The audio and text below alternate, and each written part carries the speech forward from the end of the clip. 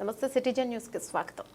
ప్రతి ఒక్కరూ తప్పకుండా భగవద్గీతను చదవాలని తెలంగాణ రాష్ట్ర సాధు సమితి అధ్యక్షులు శంకర్ స్వామీజీ అన్నారు. ఛత్రపతి శివాజీ యువసేన అధ్యక్షులు శ్రీ బైలూరు యోగేష్ ప్రభు వివాహ రజతోత్సవ వేడుకలలో అలాగే గీతా ఫౌండేషన్ 18వ వార్షికోత్సవం సందర్భంగా హైదరాబాద్లోని రవీంద్ర భారతిలో గురువారం జరిగినటువంటి కార్యక్రమంలో పాల్గొన్నారు. సందర్భంగా శంకర్ స్వామీజీ మాట్లాడుతూ ప్రతి ఒక్కరూ తప్పకుండా భగవద్గీత చదవాలని, దానివల్ల ఎన్నో సమస్యల పరిష్కారం లభిస్తుందని, జ్ఞానం కనిపిస్తోందని తెలిపారు.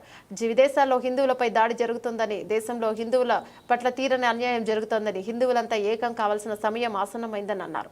మనలో ఎన్నో కులాలు కానీ మనమంతా హిందువులమని, దేశంలోని హిందువులను కులాలుగా వర్గాలుగా విడగొట్టడానికి తీవ్రమైన ప్రయత్నం జరుగుతున్నదని, కాబట్టి గడప లోపలనే కులం, గడప దాటితే మనమంతా హిందువులమని తేల్చారు.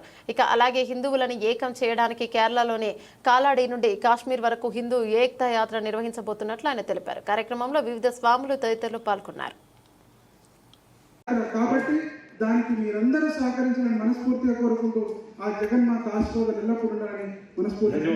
జై శ్రీరామ్. సభా సమయం దృష్టిలో పెట్టుకుని వెంటనే రాజ్యమయం ఈశా సార్వభౌమ సార్వాయుషః ఆందాతా ప్రార్థే పృథివ్యై సమంతవర్గయంతాయ ఏకరాలిదే యశస్కరం బలవంతం ప్రభుత్వం త్వమేకరాజా జగద్భవో సంగేత్యనాగా సపదర్పుణనాగా సుమంగళ్యం శతతం దీర్ఘమాయుః. ఓం దేవస్య గృహే